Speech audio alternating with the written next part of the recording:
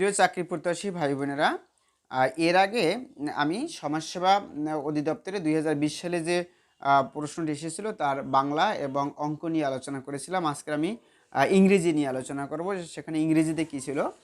প্রথমে ইংরেজিতে ছিল ট্রান্সলেট ইন্টু ইংলিশ, মানে ইংরেজিতে করতে বলছিল, ট্রান্সলেট করতে বলছিল। এখানে আমাদের 6টা প্রশ্ন ছিল। 6টা প্রশ্ন ছিল আপনাদের, না এখানে 5টা প্রশ্ন ছিল। এই 5টায় ছিল 10 মার্ক। এই 5টায় 10 মার্ক ছিল, এক একটা 2 মার্ক করে। যেমন আমাকে সেখানে যেতেই হবে, যে আই হ্যাভ টু গো দেয়ার, আমাকে সেখানে যেতেই হবে, আমাকে সেখানে যেতেই হবে, আই হ্যাভ টু গো দেয়ার। আকাশ মেঘাচ্ছন্ন, the sky is cloudy, CLOUDY, sky is cloudy. বালিকাটি নাচতে নাচতে আসছে, ম্যাক্সিমাম পরীক্ষায় আসে কিন্তু most important. The girl is coming to dancing, DANCING dancing. লোকটি 3 দিন যাবৎ জ্বরে ভুগছে, লোকটি 3 দিন যাবৎ জ্বরে ভুগছে। যেমন the man has been suffering from fever for 3 days, এটা present perfect continuous tense. Present perfect continuous টেন্সের গঠনটা হলো জিয়া, আর সাবজেক্ট বসবে প্লাস হ্যাভ বিন অথবা হ্যাজ বিন এর যে কোনো একটি, সাবজেক্টের নাম্বার এবং পার্সোনালিটি, প্লাস ভার্বের সাথে আইএনজি যোগ, ভার্বের প্রেজেন্ট ফর্ম প্লাস আইএনজি যোগ। তারপরে যদি নির্দিষ্ট সময় বোঝায় তাহলে চেঞ্জ বসে, আর যদি অনির্দিষ্ট সময় বোঝায় তাহলে আমাদের ফর বসে। এরপরে আমাদের এক্সটেনশন বসে। আর একটা কথা আছে, সাবজেক্ট প্লাস হ্যাভ বিন অথবা has been plus verb plus ING যোগ প্লাস আমাদের এখানে এক্সটেনশন বা অবজেক্ট যা থাকে সেটা বসবে।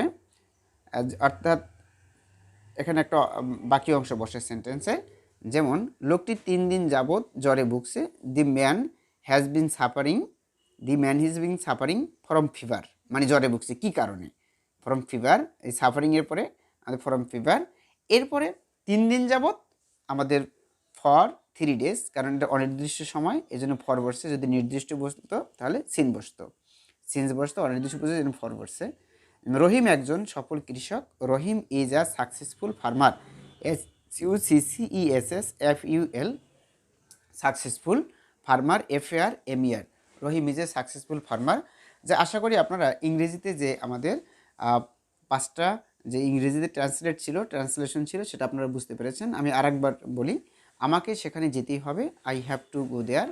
আকাশ মেঘাচ্ছন্ন, দি স্কাই ইজ ক্লাউডি।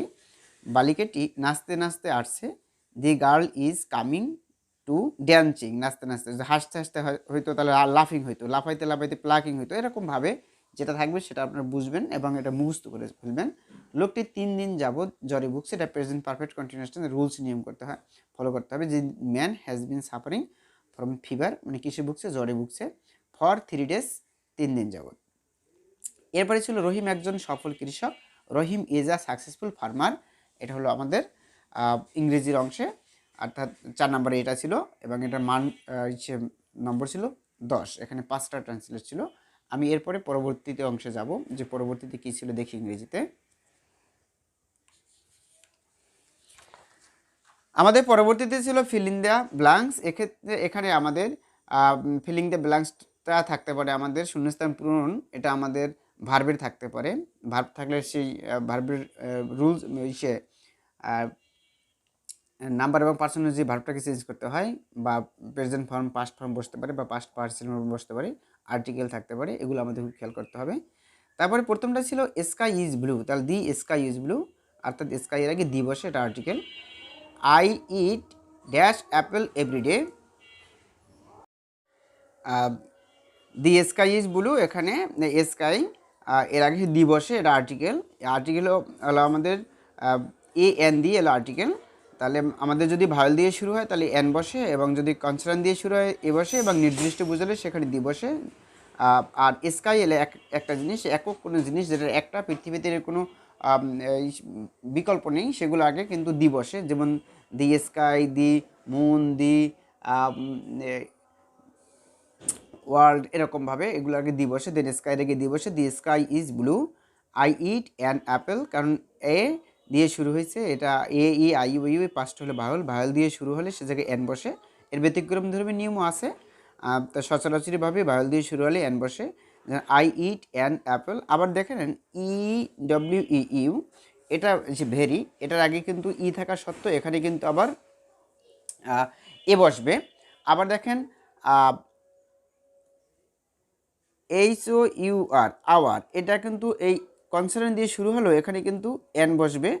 আবার মনে করেন ইউরোপিয়ান, এখানে কিন্তু ই দিয়ে শুরু হওয়া সত্ত্বেও আমাদের কিন্তু এ বসে। এরকম কতগুলো ব্যতিক্রমদের নিয়ে আসে, সেটা আমি আর্টিকেল নিয়ে আর একটা ভিডিও করবো, সেই ভিডিওতে ইনশাল্লাহ বুঝতে পারবেন। We should abide by, we should abide by অর্থাৎ মেনে চলা, we should abide by the rules, এটা ফ্রেজ, এটা মুখস্থ করে ফেলবেন। উই শুড অ্যাবাইড বাই মানে অ্যাপ্রোপ্রিয়েট প্রিপোজিশন আছে না, সেটা we should abide by the rules. He is zealous of freedom, he is zealous of freedom, এটা মুখস্থ, zealous of freedom, ZEALOUS, zealous of freedom. The he is weak in mathematics, weak in mathematics, এখানে week in মানে দুর্বল, mathematics হতে পারে physics, English, Bangla, chemistry, যেটা বলেন সবগুলোই যদি সে উইক হয়, উইক ইন বসবে, এটা খেয়াল করেন, মোস্ট ইম্পর্টেন্ট এটাও। He is one eyed man, এখানে ও দিয়ে যত শব্দ শুরু হয় তার আগে এন বসার কথা, কিন্তু ONE, যার অর্থ এক, এরকম যদি বুঝায় তাহলে সেক্ষেত্রে এন না বসে এ বসে। আশা করি আপনারা এই ফিলিং দেওয়া ব্ল্যাঙ্কসটাও বুঝতে পেরেছেন এবং এটা মুখস্থ করে ফেলবেন, বারবার পড়বেন, তাহলেই আপনি পেরে যাবেন। এবং এগুলো যদি যারা একেবারে বিগিনিং থেকে আছেন, অর্থাৎ চাকরির জন্য চেষ্টা করতেছেন, তাদের জন্য কিন্তু আমার এই ভিডিওগুলো হাতিয়ার স্বরূপ, কারণ তারা আপনারা এই ভিডিওটা অল্প অল্প করে দেখতে দেখতেই লিসন আকারে দেওয়া আছে, মুখস্থ করতে পারবেন এবং পড়তে পারবেন, বারবার দেখলেই হবে। দেখি ইংরেজিতে আমাদের এরপরে কি ছিল। ইংরেজিতে আমাদের এরপরে ছিল make sentences with the following, অর্থাৎ নিচেরগুলো দিয়ে আমাদের সেন্টেন্স তৈরি করতে বলেছিল। এখানে দুইটা আমাদের ফ্রেজ অ্যান্ড ইডিয়ামস দেওয়া আছে এবং উইথ মিনিংস, অর্থ সহকারে। এটা অর্থটা কিন্তু আমাকে অবশ্যই ইংরেজি লিখতে হবে। যেমন এখানে blue blood, BLUE, blue blood, BLOOD, blue blood, অর্থাৎ aristocratic birth, ARISTO, aristocratic, CRATIC, aristocratic birth মানে আভিজাত্য, অর্থাৎ এখানে বলছে man should not boast of his blue blood, man should not boast of his blue blood. তারপর all day long, এটা হলো সারাদিন, এটা বাংলা হলো দি হোল ডে। যেমন the sun's rays will strike north of the Arctic Circle all day long. বা আপনি যে কোনো একটা সহজ বাক্যও লিখতে পারেন। আপনি যদি লেখেন যে earth moves round the sun all day long, তাহলেও হবে। এবং এখানে ইংরেজিতে এই দুইটাই ছিল 4 মার্ক, আর এর আগে যে আমরা শূন্যস্থান পূরণ দেখেছিলাম সেখানে ছিল 6 মার্ক, আর তার আগে যে ট্রান্সলেশন দেখেছিলাম সেখানে ছিল আমাদের 10 মার্ক। তাহলে আমাদের টোটাল 20 মার্ক ছিল এই সমাজসেবা অধিদপ্তরে অফিস সহায়ক পদে যে এসেছিল। আপনারা যদি বিভিন্ন পরীক্ষায় যে আসা প্রশ্নগুলো সেগুলো যদি বারবার পড়েন, তাহলে ইনশাল্লাহ আপনারা বুঝতে পারবেন এবং আপনাদের পরীক্ষার সম্পর্কে একটা ধারণা হবে এবং কয়েকটা পরীক্ষা দিলেই আপনারা অ্যাডভান্স লেভেলে পড়াশোনা করতে পারবেন। তাহলে আজকের এই পর্যন্তই, পরবর্তী ভিডিওতে আরও বিষয় নিয়ে আসবো। আমার চ্যানেলে যদি কেউ নতুন হয়ে থাকেন তাহলে সাবস্ক্রাইব করে আমার চ্যানেলের সাথেই থাকবেন। আর যদি আমার ভিডিওগুলো ভালো লাগে তাহলে লাইক করবেন, কমেন্ট করবেন এবং বন্ধুদের কাছে শেয়ার করে দিবেন, যাতে আপনার বন্ধু এবং যে আপনার ছোটো ভাই যারা এই বিষয়গুলো নিয়ে পড়াশোনা করে তাদেরকেও দেখার সুযোগ করে দিবেন। পরবর্তীতে কোনো ভিডিওতে দেখা হবে। আজকের এ পর্যন্ত, ইনশাল্লাহ ভালো থাকবেন সবাই।